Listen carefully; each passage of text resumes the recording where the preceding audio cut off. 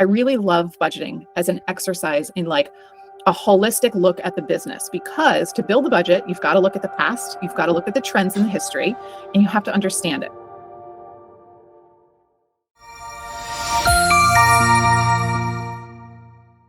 Welcome to Breaking Bread. I'm Noa Simons, co-founder and CEO of GoodBread Capital Partners. This is the first episode of GoodBread's new content series. We call it Breaking Bread because we're a people-first business. We create opportunities to share useful ideas, important stories, and to connect with each other. Each conversation brings together people with different expertise and perspectives who can help small business owners and their communities grow stronger. We're keeping it real, practical, and personal, because the best insights come when people sit down together, share openly, and build trust.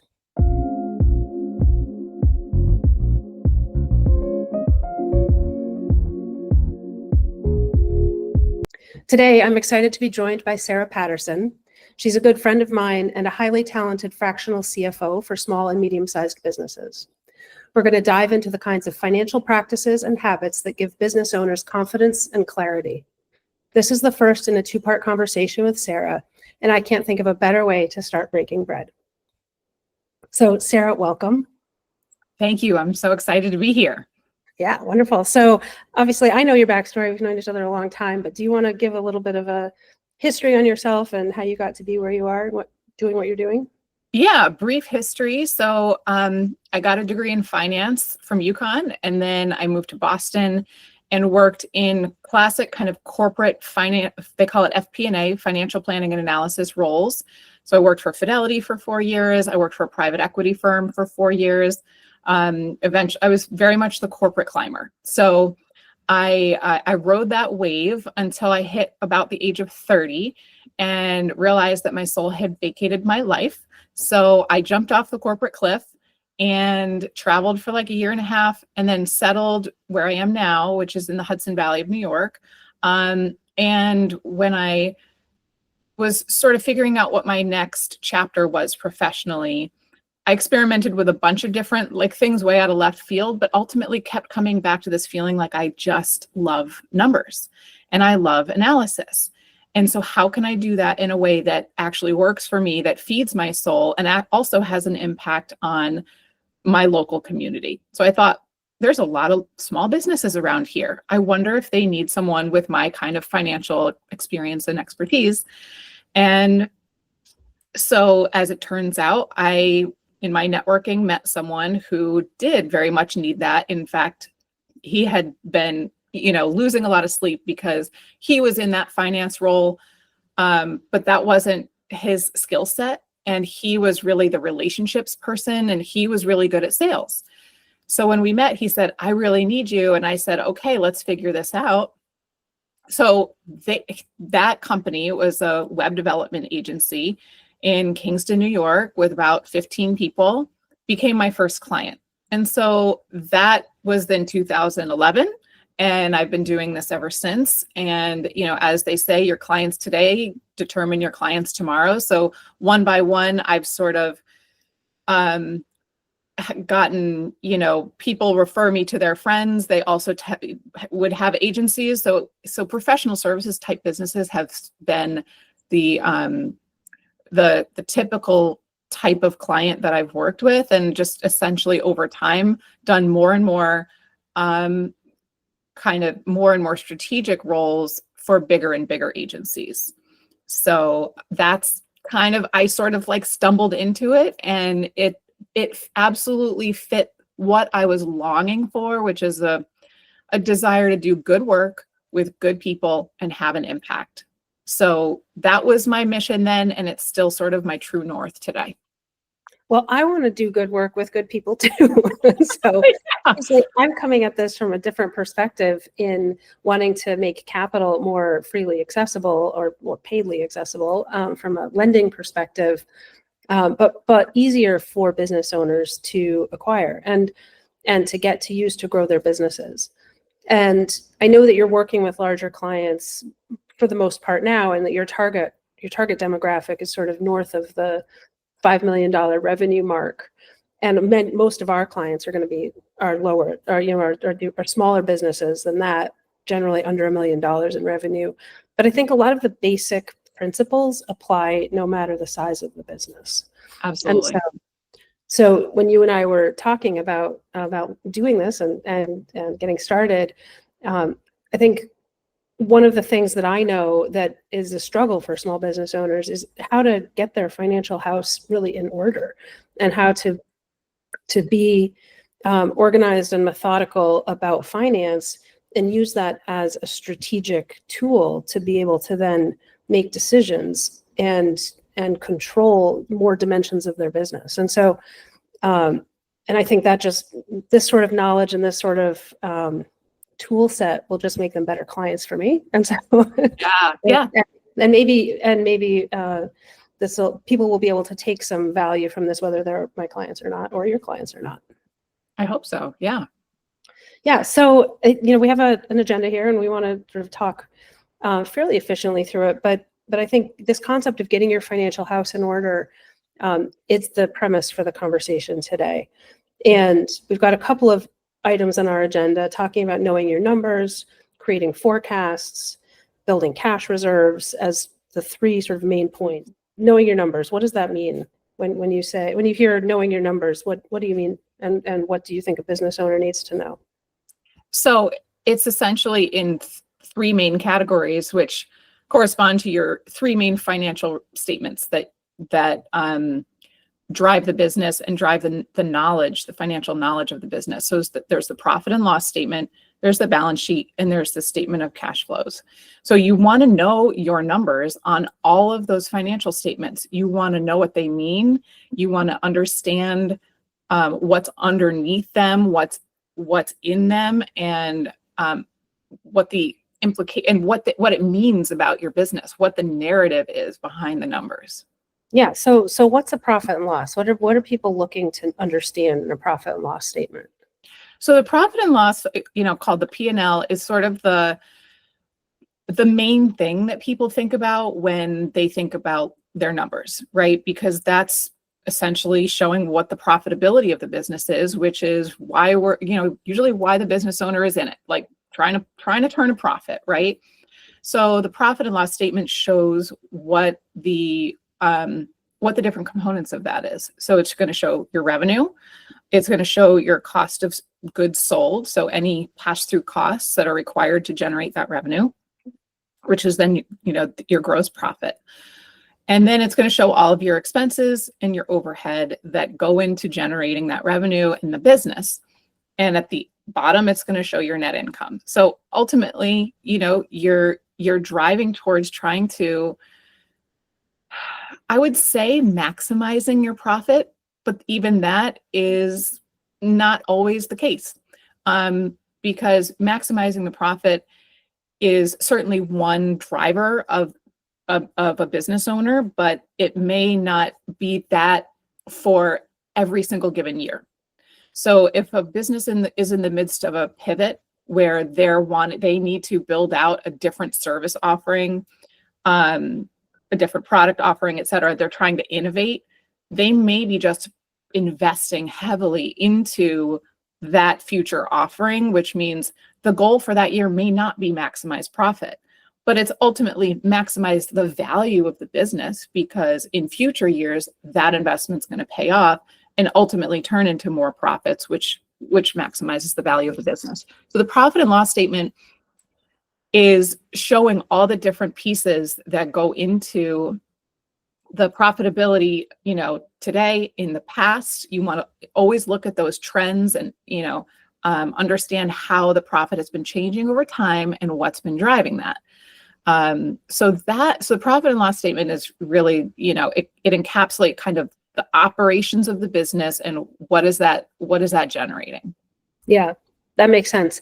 I've always looked at P&Ls in all the organizations that I've run, and I've had a couple of times where I've looked at the P&L, like, wow, I've made a lot of money this month or this quarter or this past year. But then I look at my bank account and the money isn't there. And and I wonder, and I've heard this from other business owners too, like, where's the money? If I'm making all this money, why isn't it in my bank account? Exactly. So that's why you have to look at the other two financial statements. You have to look at the balance sheet and you have to look at the statement of cash flows.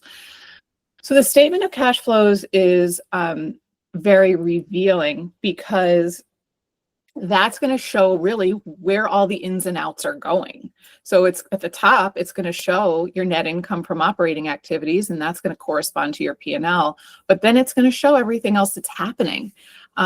So if the profit is high, but the cash balance is low, then there's different stuff going on. So that could mean you're paying down debt. It could mean you're, of course, paying taxes. So taxes is kind of the main driver of that disconnect. And so, whatever you're paying in taxes is going to make your profit not translate to cash, obviously. And any distributions to shareholders are not going to be shown on your profit and loss statement. That's going to show on your statement of cash flows. So that's why, all of these things kind of go hand in hand to paint the overall picture of the business. And in fact, there's ways for it to flip, where you could look at profitability and it could be low or it could be fine, or whatever it is. And then you look in the bank account and you're like, wow, I have a lot more money than that. And so that could be a case where you're actually leveraging debt to fund the business. So you're either dipping into a line of credit, where now all of a sudden you've pulled money from a line of credit and it's sitting in your bank account, but that's not actually revenue. So it's not going to show up on your P&L. You could even be financing things with credit card debt, So, and that's another case where your P&L is going to show like you incurred those expenses, but if you're paying for it on a credit card, then it's not going to come out of your cash balance. So the statement of cash flows is going to show, what all those movements are. And similarly, the balance sheet is going to show so the profit and loss and the statement of cash flows are both kind of like what happened over a period of time. The balance sheet is what is the state of the assets, liabilities, and equity as of a moment in time, as of a point in time. So you're going to want to go through that to see, that's going to show what's your cash balance, what's in your checking, your business savings account. And it's also going to show other current assets like accounts receivable. It's going to show fixed assets. It's going to show your liabilities, and it's going to show your equity. So that's going to tell another story of, what is happening with the business. How do your assets, liabilities, and equity map to your P&L? Because there's just different sides of a coin, all of which come together to tell the overall story. Yep, that makes total sense to me. I wonder, so when you're thinking about these statements, obviously you're looking at the history, you're looking at the point in time. One of the big things that you talk about is forecasting. And generally, business owners know that they should make a budget, and maybe they've heard the word projections. And I'm wondering if you could just, are there differences? Do these all mean the same thing? Budget, projections, forecasts, are these the same or are they different in your view? So they're different. And so as far as the importance of forecasting, I find it's important because it's a whole exercise that allows you to look at the business in kind of like a holistic view. Because in order to build, let's just start with a budget. We'll talk about forecast in a second, but start with a budget. I really love budgeting as an exercise in like a holistic look at the business, because to build a budget, you've got to look at the past, you've got to look at the trends in the history, and you have to understand it. And then you're tasked with, what do I think is going to happen in the future? And so that forces your brain to think about, what has to happen. You throw out a certain revenue target. I want to do $2 million next year. And it's, okay, how much more is that than last year? And how's that going to happen? What do you have to plow into sales and marketing? Who do you have to have on the team?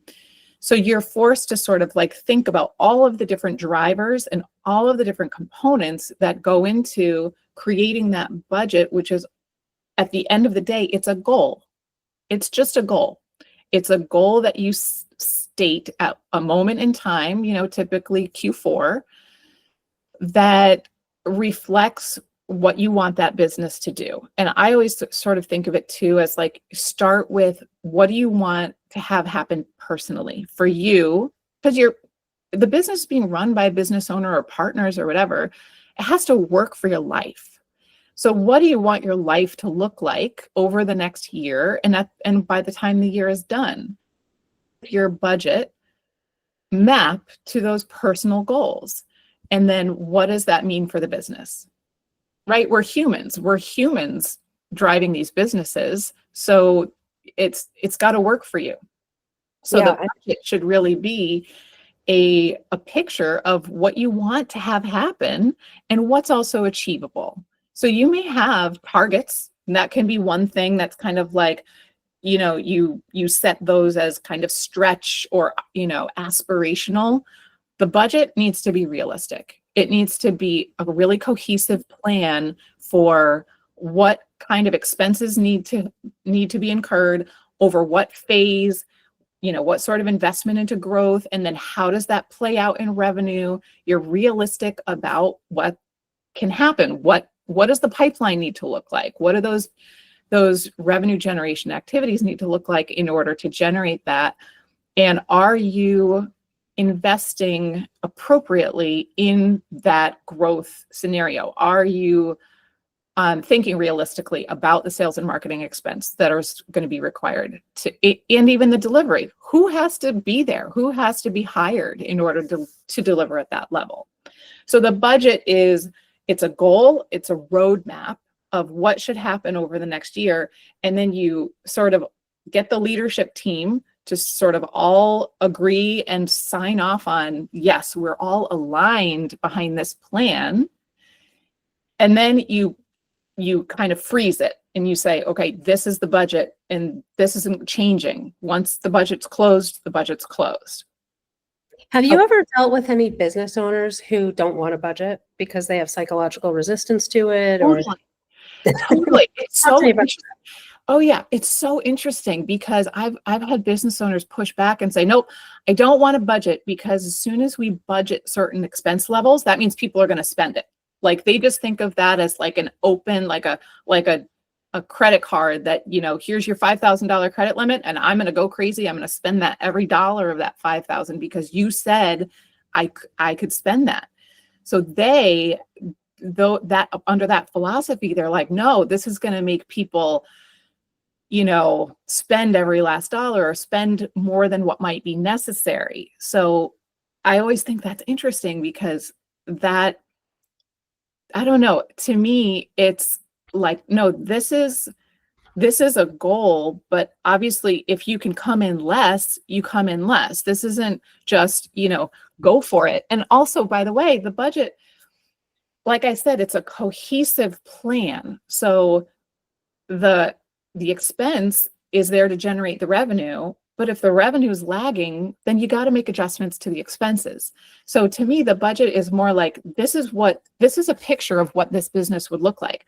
But once you start going into the wild, all bets are off. Yeah, that's right. Once real life there's a budget doesn't mean you're just going to hire this person on that date and spend that much. It means you might start recruiting, but that person doesn't get an offer unless the pipeline is there. The revenue, is there to support that. So yeah, it's interesting the different resistances people have to having a budget. Like it's, some kind of, or it can also be a weird thing of like, well, I don't want to set up something that's going to make it look like I failed if I don't achieve this. That's what I see, that people don't want to make the commitment to a line in the sand. And the concept of like, well, it's a line in the sand and sand is, not very solid. It's a line that you're shooting for, but there's sort of variability. So I think, people getting comfortable with the idea of just making a budget because it's a good standard of practice. And if you're feeling psychological resistance to that, you might dig into that a little bit, or you might just push through it. You might just decide, I'm going to do this. And I think it's awesome to have an accountability partner to do that sort of work, to move through things that you psychologically don't want to do. But now let's talk about the difference between a budget and a forecast. Okay. So the budget is is something that gets frozen as of a moment in time. And then the minute it's done, the world has changed. New things happen, conditions are changing, something, your biggest customer starts, going sideways, or your key employee puts in their notice. Okay. So now everything's different. So the forecast, maybe the government, implodes, or just in theory, 50% tariffs, or just hypothetically, yes, there are factors. There's a million different factors, right? Internal and external. So the forecast is something that allows the budget to be a living thing, so that you're always looking forward. You're not saying, okay, well, we did the budget, but now it's May, and we're doing our good habits of creating variance reports, budgets to actuals. How did we do versus what we thought we were going to do? So that's all great, but that budget becomes obsolete at a certain point. It starts to just be disconnected from reality. And it doesn't mean that was a pointless exercise, because personally, with all of my clients, I continue to do variance reports against the budget until the year is closed, because I want to be able to see, where did we land versus where we thought we were going to when we all sat down and did this holistic exercise and bought in on the plan for the year. Okay, well, these are the variances. This is what happened. And how can we make better guesses in the future? How can we make a more accurate budget in the future? Because we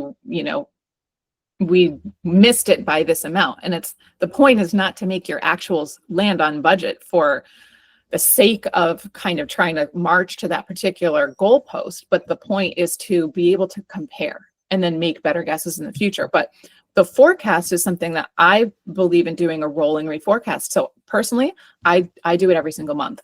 I know some people say, oh, you do it every 3 months or something. I like to be right in there and re-looking at everything every time the month closes and we have another month of actuals. Take into account everything that you know about current conditions and lay that out for the rest of the year, or 12-month rolling reforecast, either way. Because the reality is, you've already built a budget. You've already done a forward look at the business. Now all you have to do is tweak assumptions to shift what do you think is going to happen in revenue, expense, et cetera. So it's not like a huge exercise, but it's extremely valuable in continuing to see. So what I then like to do is, obviously you're going to do a year-to-date actual versus budget analysis and comparison, but then I also like to do a full year reforecast versus budget. Where do we now think we're going to land versus the budget? And what has to happen for that to be the case? We're now crushing it, and our revenue is far exceeding our budget. Oh, but okay, well, we've got to dial in these expenses to meet that revenue. Where does it net out at the end of the year versus our budget? Is it actually better? Is it actually worse? Because we've got to do some ramp up or some investment into innovation or new software we didn't think we were going to have, et cetera. So you're always in that forward-looking position, and you're always doing the comparative analysis of where are we going versus what we said our goal was. So are you always looking at, current actuals, reforecast relative, and then a forecast of forecast numbers for future months, and the budget forecast, like sort of these three things together? Yes, but I think of it as two things, because it's like actuals to date plus forecast equals my full year. That's one thing, and thing two is the budget. I see. Right? Okay. If anything, the thing three would be year-to-date actuals versus year-to-date budget. So that's another kind of report that I look at. Yeah, that's what I have looked at is, I make a budget every year, and then I usually revisit historically, like every 6 months, and I would do a recast of the budget, which is, a slight nuance, I think, slightly different from what you're talking about. Yeah. But then I would look at those numbers, year-to-date actual versus year-to-date budget, and do that variance report to understand what's happening. Yeah. What's happening with what I expected, what did I not expect? Yes. And then that sort of that review would allow me to modulate and self-correct sort of as I went in case I, gotten a little high on the contractor or spent a little too much on marketing or spent, less than I expected on something. Usually I wouldn't try to make up less than I expected because I like to come in under expenses and over on revenue. Right. Although shockingly close, almost every year, shockingly close, like within like 4 or 5 percentage points in either direction. Yeah. Well, that's because you have such a muscle built for it that you get better. You get better at anything you do frequently. So the more you have a muscle built of doing those forecasts and those budgets, the better you get at it, and then the closer you land to it. Yeah, that totally makes sense. So we had a note on operating forecast versus cash flow forecast. And I wonder if you want to just take a minute and talk about those two things. For sure. Okay. So operating forecast is essentially what is the P&L, what does the P&L look like, as we talked about what that means. So the operations of the business, what is that going to do? And then how does that translate to the cash flow forecast? So that can go in either direction based on what we already talked about. So, your operating forecast may be showing you a certain profit, by month and for the year. But as we know, the cash flow is going to be different than that. The number one thing being taxes that you have to put aside and pay your quarterly estimates and things like that. But also, what are you doing with debt? What's happening with capital? How are you capitalizing the business? So if you're bringing in investors, that's going to be an inflow of capital that's not going to be showing on your P&L. So you want to be projecting that into your cash flow forecast. If you're bringing in debt, then you want to be showing that, and that's going to be showing on your cash flow forecast as well. But also if your goal is to pay off debt, so that you want to be forecasting. Most business owners don't want to have debt. Obviously, it's expensive. So if your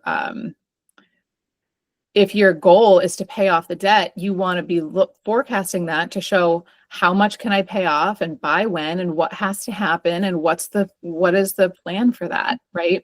Obviously, a lot of businesses at the size that you're talking about actually have a lot of business credit card debt. That's expensive debt. So you want to be, as aggressive as possible about paying that off, and the cash flow forecast is going to show when it's possible to do that. Yep, absolutely. And also you want to be looking at, like, always that forecast should be as far out into the future as possible in order for you to know when do you go cash negative, based on contracts expiring, et cetera. When do you go cash negative? So that's always kind of that's your runway, and knowing how far your runway is going to tell you exactly what has to happen, what activities, and when do you have to start making some hard choices, right? This is an incredibly important point, because a lot of the business owners that I talk to have seasonal businesses. And so they have natural cycles over the course of a year in their business. Sometimes they're making more money, sometimes they're spending more money, sometimes they're making no money but still need to spend money if they want to keep, a staff in place during a slow season, for example. And so this future look at when do you run out of money, planned in advance, is really impactful to how you can access capital, actually, and how you can get loans. Because if you go out to a bank when you are running out of money and you have a couple of months of negative net income, the banks look at that very differently than they would have, 3 or 6 months ago when you were operating and generating a lot of income. So I think that point on future cash flow forecasting is particularly valuable for people thinking about seasonality in their business and how to maybe leverage debt in a smart way to help them grow during times that might not have a lot of revenue coming in. And a line of credit is a really great business tool. It costs nothing to have a line of credit open. You only pay when you pull funds against it. But the best time to get a line of credit is when you don't need it. So that's the thing, is you want to be doing that in times where you're like, things are stable and things have been good. You put that into place, and then you know that you've got that to fund a down cycle. That's, that's just the easiest way to fund seasonality or a sales cycle. If the sales cycle is short enough and you want to hold on to staff while you've got to refill the pipeline. If you've got good pipeline metrics tracking and can predict how long it's going to take potentially to get a new client in or get new revenue, then you can comfortably say, okay, I think I can use my line of credit to fund this down cycle versus, oh shoot, and I had a client like that they were very savvy. Their cash flow was great. Their profit margins were great. They were very numbers savvy women, and they lost a huge client. And at that point, we had literally not ever done cash flow forecasting because they had so much money in a money market account that it was like, that's just not even a concern. We hadn't even done it. And so when they lost a huge client, all of a sudden it was like, ooh, okay, let's light up this cash flow forecast. Let's draw down from the money market. And they also had a line of credit in place. And we essentially figured out that, what was the timeline to when they had to have a new client in order to not have to fire staff. And in that case, they didn't have to let anybody go because, of course, there's so much loss in having staff turnover and having to fire and rehire and onboard and all of this stuff, that they were able to weather that without having to fire any staff. So that's just a great example of the kind of thing where, you do these things for a rainy day. Maybe it'll never come, but if it does, it's all right there. Well, and I think this is a great segue into the last point that we wanted to talk about, which is cash reserves. Okay. Building cash reserves. So I think we would have sort of gotten the cart in front of the horse on that one, but I think the point of having some cash in reserve for these things that you cannot predict, it's a really important business strategy. Yes. Okay. So there's lots of different kind of rules of thumb that people use in terms of how much cash should I have, and what's the right amount. And so I will say there's different. I always think of it in terms of a number of months of operating expense. So some people say 2 months of full amounts of operating expenses in the business and 2 months out of the business. So that means 2 months in your business operating accounts, and then 2 months that are worth of operating funds that are not, part of the business assets per se. Maybe they're part of the owners, they've pulled them out, but they're liquid, they're ready, they're waiting in the wings. So they're leveraging that. They've got investments, they're earning returns on those investments, right? But they should be relatively easy to access, relatively liquid, so that if you need to, you can pull that into the business. So 2 months in, 2 months out is one rule of thumb. If you've got a business that's smaller, less stable, or has a lot of concentration in one or two particular clients or customers, you're going to want more cash than that, because that means you can obviously easily get bottomed out by one event. So that's where you might want 3 to 6 months. The more uncertainty there is in the market, like right now, we're in a time of a ton of uncertainty. For whoever is listening to this at whatever point, it's August of 2025. We're in the middle of a ton of uncertainty. This is the time where I'd be building up cash reserves. Yeah, there's a lot. A lot of businesses are having a lot of softness in the business, a lot of trouble with pipeline, a lot of trouble with their marketing getting traction. So I would be building up cash reserves now. Yeah. Do you have advice for people to do that now, especially if sort of cash is thin or profits are hard to come by? Do you have suggestions for people to actually start building cash reserves if they don't have them? How do people develop that discipline, and what? Yeah. What Yeah. I mean, essentially, you can't build cash reserves if you don't have revenue. Like obviously, if you have personal assets and you want to pull cash into the business, you can definitely do that. You're probably not going to do that until you need it. But essentially, yeah, you want to be putting money aside when it's available. And that can look like a business savings account or something, but it's, if you get to those particular goals, and you might also have goals for investments that are beyond your operating goals. So if you have that in mind, that's something that's going to be important and strategic. That's even yet another reason to pull more funds aside for those investments in the future. So yeah, I mean, essentially, how do you create that discipline? It's by looking at your 3 financial statements every month, seeing what can I do, what can I put aside, and it may be a matter of, well, what's more important right now, buying this new piece of equipment or building up my cash reserves. And that might be what helps you sort of decide, no, cash is more important right now than this thing can wait, right? Yeah. Not until I get to a certain threshold of cash, then I can think about buying this, whatever it is. Yeah, absolutely. I do think that sort of pros and cons decision making, weighing, but just having the awareness of things to weigh and to consider, I think, is really important. That's right. We're at the practical advice sort of wrapping up section of our chat today. And I wonder, I think a lot of people have a hard time, for whatever reason, with having good financial habits and making this a regular practice. So what is the best practice? And then what advice do you have for people to actually build those muscles?